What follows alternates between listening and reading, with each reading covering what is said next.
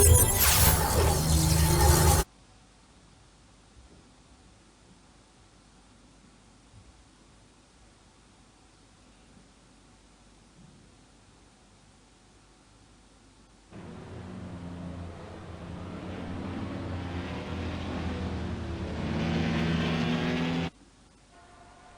everybody, we're in the Netherlands again at Zandvoort circuit, modern Zandvoort, but it's not an issue.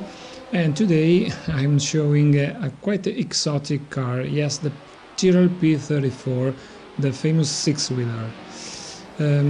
I like best to stick to the original content of Assetto Corsa, the Ultimate Edition in this case, which is the one I'm using for letting people join online without running to download mods. But in this case, this mode was one car only, so it's not gonna flood your hard disk, and above all it's free.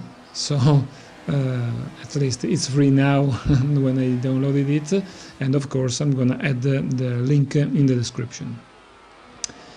Moreover, this mod is quite nice looking and it works quite fine. I mean, the feeling of the car, despite it's quite different from the Ferrari 312T that is my opponent, my natural opponent here. It's convincing. I mean, it's correct that it's different because it's a different car. It feels quite similar to the Lotus 72 of 1970, but all in all, the performance is well matched.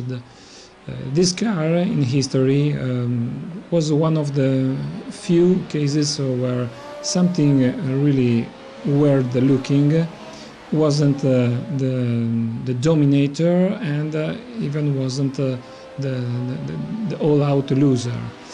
For what I can remember, the design, the particular design of this car was meant to improve aerodynamics while letting the really small front tires have a proper weight loading and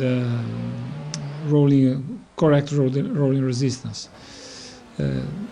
Yeah, this is while I'm chattering about the car, the race goes on, showing some bagarre between me and my opponents racing the Ferraris.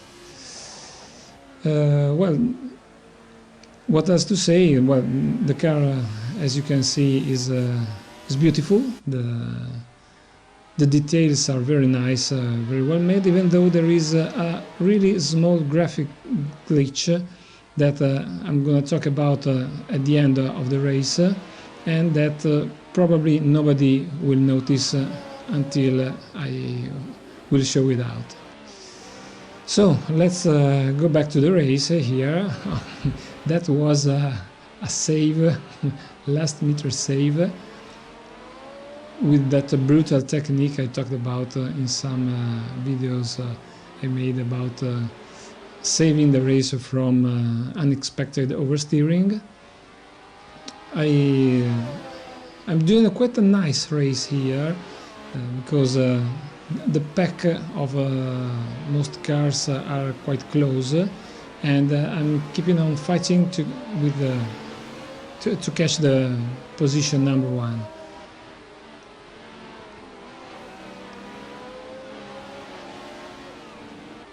This car is just slightly less fast than the Ferrari, well, it should be in real life. This attempt to overtake clearly was helped with the slipstream, and in fact the onboard replay shows it quite clearly. But in this case I think I've been really too much prudent while catching the inside of the turn, so my opponent could regain the first position, while the third and fourth position are coming up from behind and trying to pack me. Maybe someone will remember some videos where I talked about disliking downforce, but these cars are really, I think that in the evolution of Formula One, maybe the last really pleasant cars to be driven, because the aerodynamic loading, the downforce, can be felt. In the meantime, I'm attacking the Ferrari on a double right-hander, so I think that's the place where my attack, yeah, elbow to elbow, head to head, and I could close the door behind me, and I cut P1, while someone is having quite a big trouble in the rear positions. Okay, I was talking about the cars. The grip of the tires is significantly higher than previous seasons, I mean in the 60s. But the wing loading is not so terrific to make the car behavior really different from those older cars. Again, I'm not talking about older is better, but I'm talking about corrections and what must be done for controlling the car.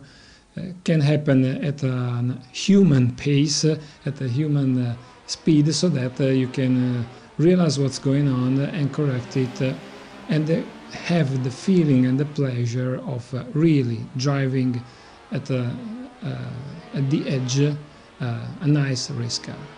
Okay, this is the last lap, so last lap syndrome again. But in this case, I tried to slow down instead of making mistakes as much as possible, keeping up the speed where I felt safe, like in these snaky turns, and trying to keep just the doors closed in all other areas. For example, here, and in the next tight corners.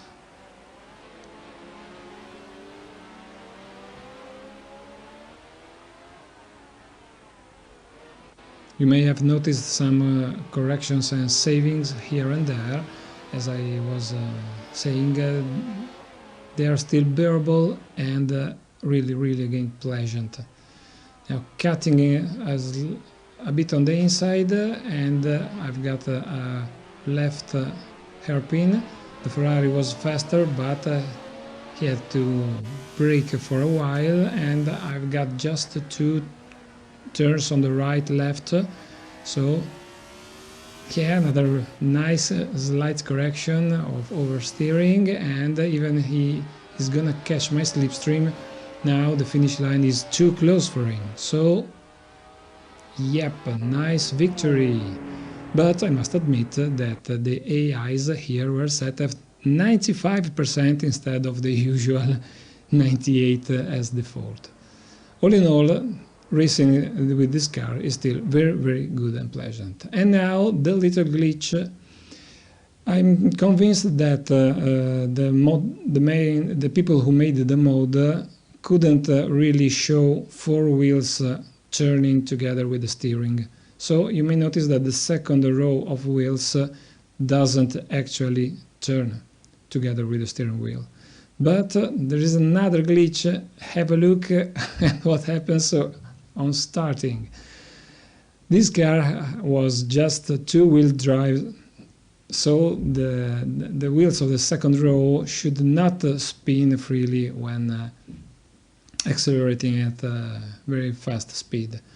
If you check the car on the left, you may notice that there is a synchronization between the rear wheels and the second row of wheels. I think that this was the clever way to save the situation and let the car be looking nice, and I bet you didn't notice this in the race before I mentioned it.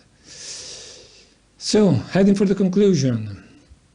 Again, thanks Tyrrel, thanks Assetto Corsa, thanks to the people who made this nice mod, and thank you for watching. See you next races.